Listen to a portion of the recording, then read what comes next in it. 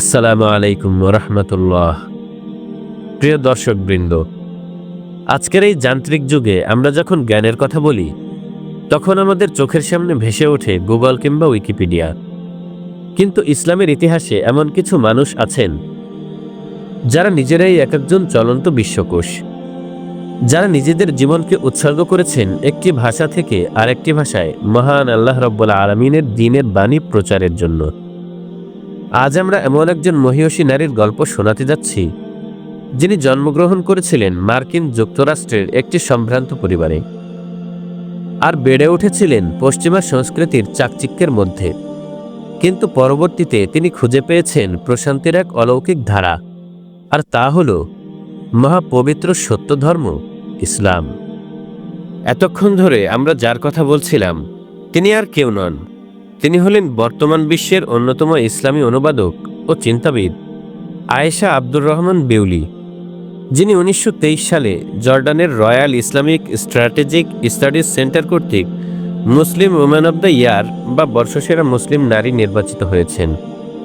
কিন্তু এই সম্মাননার পেছনের গল্পটি কেমন ছিল? কিভাবে 1960-এর দশকের আমেরিকান এক তরুণী হয়ে উঠলেন ইসলামী ফিকাহ ও ইতিহাসের একজন ধারক ও বাহক? তার ইসলাম গ্রহণের সেই রোমাঞ্চকর যাত্রা এবং তার বিশাল কর্মযজ্ঞ নিয়েই আমাদের আজকের এই বিশেষ আয়োজন। মুহতারাম হাজিরিন, গল্পের শুরুটা জানতে হলে আমাদের ফিরে যেতে হবে 1948 সালে। আয়েশা বিউলি জন্মগ্রহণ করেন মার্কিন যুক্তরাষ্ট্রে। তিনি যখন বড় হচ্ছিলেন তখন আমেরিকা একটি উত্তাল সময়ের মধ্য দিয়ে যাচ্ছিল। বিশেষ করে 1960-এর দশক ছিল পশ্চিমা বিশ্বের জন্য এক বিশাল পরিবর্তনের সময়। ভিয়েতনাম যুদ্ধ, হিপ্পি আন্দোলন, নারীবাদী আন্দোলন এবং প্রচলিত সমাজ ব্যবস্থার বিরুদ্ধে তরুণ প্রজন্মের বিশাল বিদ্রোহ, সব মিলিয়ে এক অস্থির পরিবেশ। তরুণী আয়েশা তখন পড়াশোনা করছিলেন ক্যালিফোর্নিয়া বিশ্ববিদ্যালয় বার্কলিতে, ইউনিভার্সিটি অফ ক্যালিফোর্নিয়া বার্কলি। যারা ইতিহাস জানেন তারা নিশ্চয়ই এটা জানেন যে বার্কলি ছিল সেই সময়ের মুক্তচিন্তা ও বিপ্লবের কেন্দ্রবিন্দু। চারপাশের তরুণরা যখন মাদক, অবাধ স্বাধীনতা আর আধ্যাত্মিক শূন্যতায় ভুগছিল, আয়েশা তখন খুঁজছিলেন জীবনের গভীর অর্থ। গতানুগতিক খ্রিস্টান ধর্মতত্ত্ব বা পশ্চিমা বস্তুবাদী দর্শন আয়েশার তৃষ্ণার্ত হৃদয়ের খোরাক জোগাতে পারছিল না। তিনি অনুভব করছিলেন এই মহাবিশ্বের একজন সৃষ্টিকর্তা রয়েছেন এবং তার দেওয়া জীবন ব্যবস্থাই হবে চূড়ান্ত সত্য। কিন্তু সেই সত্য কোথায়? কোথায় গেলে আমি পাবো তার সন্ধান? আয়েশা বিউলির বিশ্ববিদ্যালয়ে পড়ার বিষয়টি ছিল ফরাসি সাহিত্য এবং নিয়ার ইস্টার্ন ল্যাঙ্গুয়েজ বা নিকটপ্রাচ্যের ভাষা। এই পড়াশোনার সুবাদেই তার পরিচয় ঘটে প্রাচ্যের সমৃদ্ধ সংস্কৃতির সাথে। আরবি ভাষা শেখার সময় তিনি এক অদ্ভুত আকর্ষণ অনুভব করেন। আরবি কেবল একটি ভাষা নয়, এটি ছিল এক বিশাল মহাসাগরের চাবি, আর সেই মহাসাগরের নামটি হল ইসলাম। তিনি পড়াশোনা আর গবেষণা করতে গিয়ে দেখলেন ইসলাম সম্পর্কে পশ্চিমারা যা প্রচার করে তার সাথে মূল ইসলামের আকাশ-পাতাল তফাৎ। তিনি দেখলেন ইসলাম কোনো নতুন ধর্ম নয়, বরং এটি হজরত আদম আলাইহিস সালাতু ওয়াসসালাম থেকে শুরু করে ইব্রাহিম আলাইহিস সালাতু ওয়াসসালাম, হজরত মুসা আলাইহিস সালাতু ওয়াসসালাম ও ঈসা আলাইহিস সালাতু ওয়াসসালাম হয়ে শেষ নবী হজরত মুহাম্মদ সাল্লাল্লাহু আলাইহি ওয়াসাল্লাম পর্যন্ত আসা এক অবিচ্ছিন্ন সত্যের ধারা। বিশেষ করে ইসলামের তাওহীদ বা একত্ববাদের ধারণা তাকে গভীরভাবে নাড়া দেয়। খ্রিস্টান ধর্মে তৃত্ববাদ বা যিশুকে ঈশ্বরের পুত্র বানানোর যে ধারণা, তা তার কাছে কখনোই যৌক্তিক মনে হয়নি। অন্যদিকে ইসলামের লা ইলাহা ইল্লাল্লাহ অর্থাৎ আল্লাহ ছাড়া আর কোনো মাবুদ নেই, এই সহজ সরল ও শক্তিশালী ঘোষণা তার হৃদয়ের সব সংশয় দূর করে দিল। 1968 সাল, এই বছরটি ছিল আয়েশার জীবনের মোড় ঘোরানোর বছর। তখনও তিনি ইসলাম গ্রহণ করেননি, কিন্তু ইসলামের প্রতি তার ভালোবাসা ছিল প্রবল। তিনি বুঝতে পারছিলেন সত্য তার সামনেই আছে, কেবল তা গ্রহণ করার অপেক্ষা। তৎকালীন সময়ে আমেরিকায় ইসলাম গ্রহণ করা আজকের মতো এত সহজ ছিল না।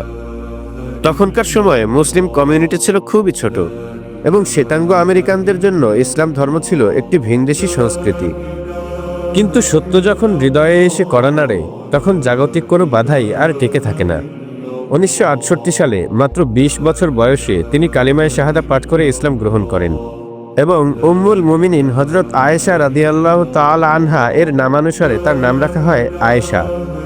ইসলামের সোনালী যুগে যিনি ছিলেন জ্ঞানের সাগর, কাকতালীয়ভাবে আমাদের আয়েশা বিউলিও পরবর্তীতে তার কলমের মাধ্যমে সেই নামের সার্থকতা প্রমাণ করেছেন। ইসলাম গ্রহণের পর তিনি যে প্রশান্তি খুঁজে পেয়েছেন তা ছিল তার সারা জীবনের হাহাকারের সমাপ্তি।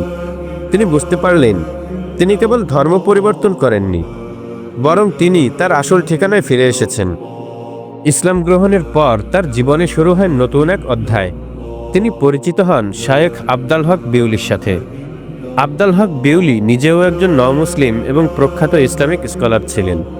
তাদের বিয়ে কেবল দুটি মানুষের মিলন ছিল না, এটি ছিল দুটি মেধাবী মনের মিলন, যারা আল্লাহ তাআলার দ্বীনের খেদমতে নিজেদের জীবন উৎসর্গ করার শপথ নিয়েছিলেন।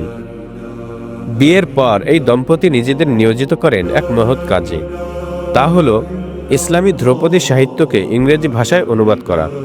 তারা লক্ষ্য করলেন পশ্চিমা বিশ্বে ইসলামের উপর অনেক বই আছে, কিন্তু মূল উৎস বা ক্লাসিক্যাল সোর্স থেকে অনুবাদের বড্ড অভাব। যা আছে তার ভাষা অত্যন্ত কঠিন অথবা প্রাচ্যবিদদের ওরিয়েন্টালিস্ট দ্বারা বিকৃত।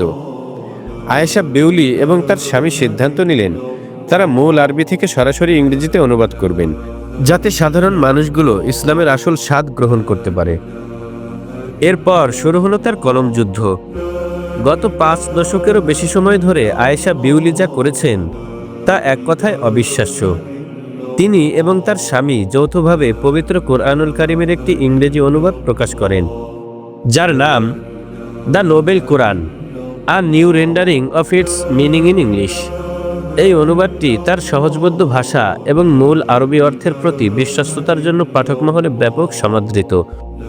তিনি কোরআনুল কারীমের আয়াতগুলোকে এমনভাবে ইংরেজিতে রূপান্তর করেছেন যা আধুনিক পাঠকগণের কাছে প্রাঞ্জল, অথচ এর আধ্যাত্মিক গাম্ভীর্য অটুট। তবে আয়েশা বিউলির একক কাজগুলো তাকে নিয়ে গেছে অনন্য এক উচ্চতায়। তিনি ইমাম মালিক রহমাতুল্লাহ আলাইহির বিখ্যাত হাদিস গ্রন্থ মুওয়াত্তা এর ইংরেজি অনুবাদ করেছেন। যারা ফিকাহ শাস্ত্র সম্পর্কে জানেন তারা বোঝেন মুওয়াত্তা অনুবাদ করা কতটা কঠিন।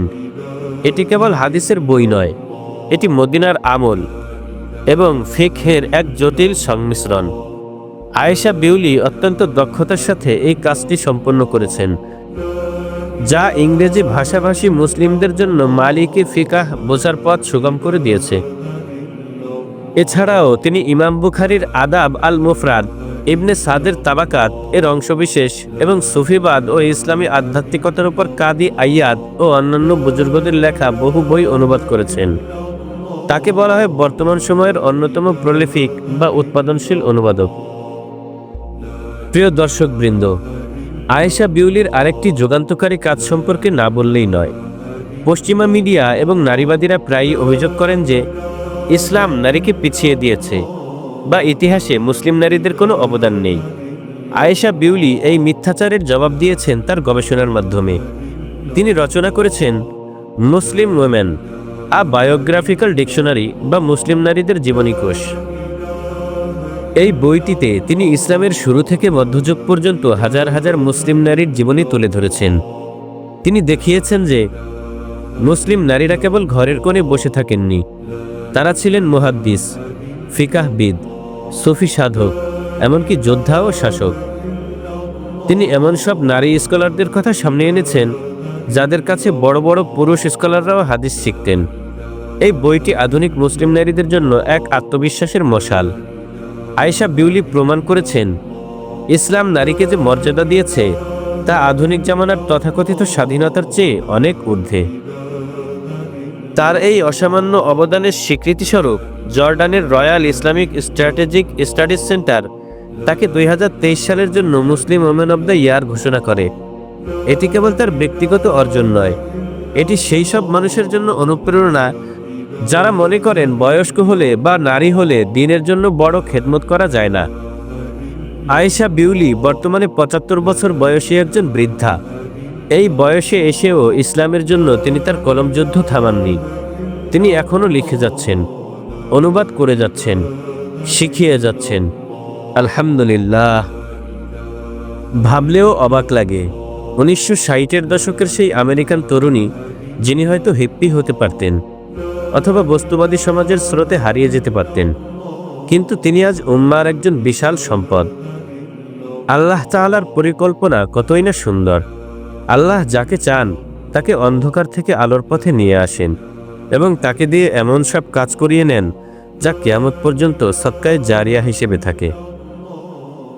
আল্লাহ সুবহানাহু ওয়া তাআলা এই মহিয়সী নারীকে নেক হায়াত দান করুন, তার সকল কাজ কবুল করুন এবং তাকে জান্নাতুল ফিরদাউসের উচ্চ মাকাম দান করুন। আমিন। প্রিয় দর্শকবৃন্দ, আয়েশা বিউলির জীবনের কোন দিকটি আপনাকে সবচেয়ে বেশি অনুপ্রাণিত করেছে? কমেন্ট সেকশনে আমাদের অবশ্যই জানাবেন। এমন আরও অনুপ্রেরণামূলক ইসলামিক ভিডিও পেতে আমাদের চ্যানেলটি সাবস্ক্রাইব করে পাশে থাকুন। দেখা হবে পরবর্তী ভিডিওতে ইনশাআল্লাহ তাআলা।